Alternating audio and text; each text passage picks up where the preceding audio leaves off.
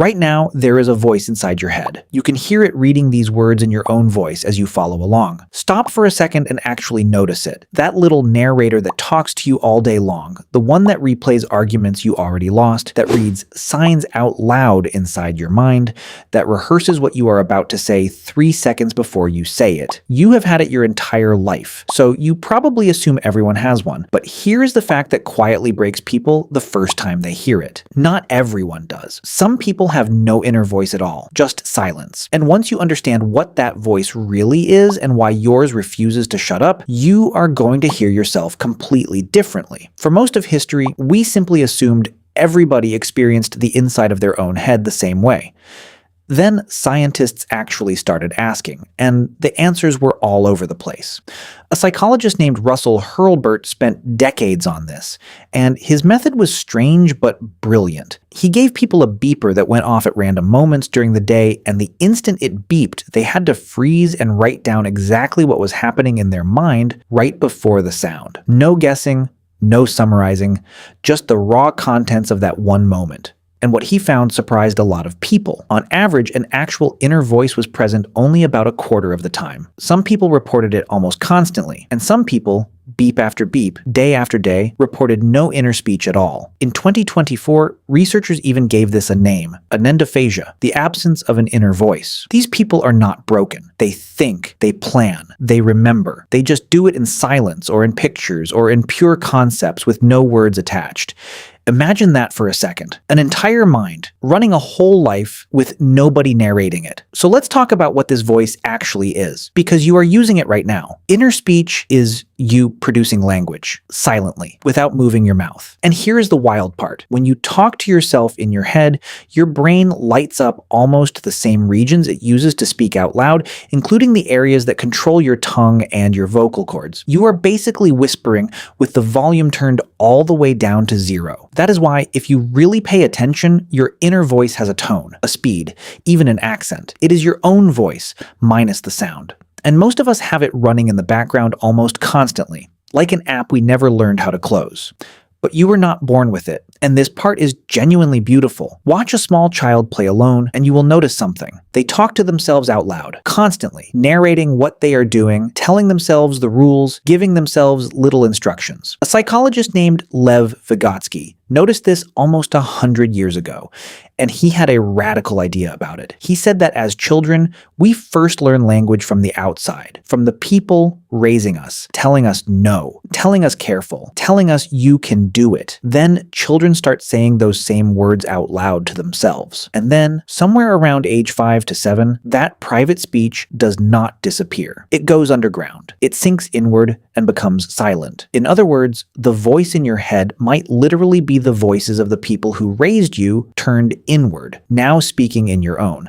Think about that the next time your inner voice sounds exactly like your mother. So why do we keep it? Because that silent voice is doing an enormous amount of work. When you hold a phone number in your head for a few seconds by repeating it, that is your inner voice, running what scientists call the phonological loop, a core part of your working memory. When you plan a hard conversation before it happens, that is your inner voice, letting you rehearse the future with 0 real-world risk. When you stop yourself from sending that text, the little no, do not, that is your inner voice regulating you. It is how you think through problems, how you hold a thought long enough to actually examine it, how you become your own coach, your own critic, and your own advisor all at once. It is one of the most powerful tools your mind has, which is exactly why it is so dangerous when it turns against you.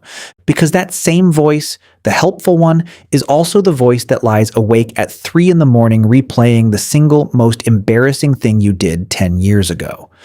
When inner speech gets stuck on a loop of worry and self-attack, psychologists call it rumination, and it is strongly linked to anxiety and depression. The voice stops solving problems and just starts chewing on them, over and over, saying, "You are not good enough. They are all laughing at you. You are going to fail." And here is the cruel trick. Because that voice is inside your own head, in your own voice, it does not feel like an opinion. It feels like the truth. You do not think, someone is criticizing me. You think, this is just what I am. That is what makes the inner critic so convincing. It stole your voice to say it, but there is a strange, simple way to fight back. And the science behind it is fascinating. A psychologist named Ethan Kross studies what he calls chatter, that negative inner loop, and he found something almost silly in how well it works. When people talk to themselves in their head using I, as in, why can I never get this right, they stay stuck and anxious. But when they switch to talking to themselves by their own name, or using you, as in, okay, you have got this, you have done harder things than this, something shifts. Using your own name creates a tiny bit of distance, like you are advising a friend instead of drowning in your own head. Athletes do it, leaders do it, and most of us do it without realizing in the exact moments we need it most. The same voice that can tear you down can also be the calmest, kindest person in the room. It just depends on which word it uses for you. So can you ever just make it stop? Sort of. If you have ever been completely lost in something, deep in a sport, in music, in a task where you and the moment just merged, you might have noticed the narrator went quiet. That is part of what people mean by a flow state. The voice goes offline, and there is just doing, with nobody commenting on it. A lot of meditation is really just training to watch that voice instead of being swallowed by it.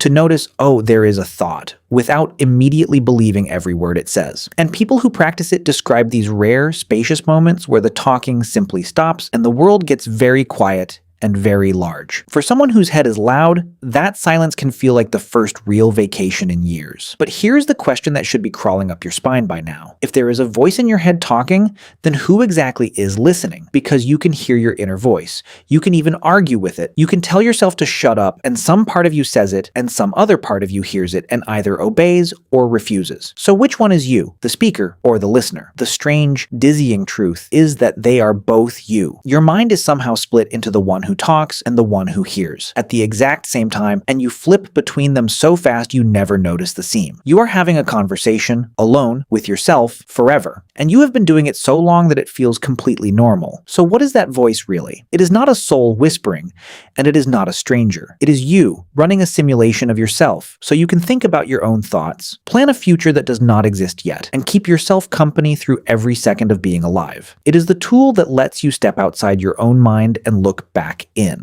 And the people with no inner voice at all, they are doing the very same things. Planning, remembering, feeling, just through a different door. There is no single correct way to have a mind. There never was. Some of us narrate the movie, some of us just watch it, and both of us are somehow still home. So the next time that voice starts up, the moment you wake up, before you have even opened your eyes, and it says something like, okay, let's do this, or oh no, not today, stop for just a second and really listen to it. Because that voice has been with you longer than anyone else ever will be. It was there for your worst nights and your proudest mornings. It is the running narration of one single life, yours, told to an audience of exactly one. You can teach it to be cruel, you can teach it to be kind, but you can never make it stop being you. So maybe the real question was never whether you can quiet the voice in your head, maybe it is just, what do you want it to say?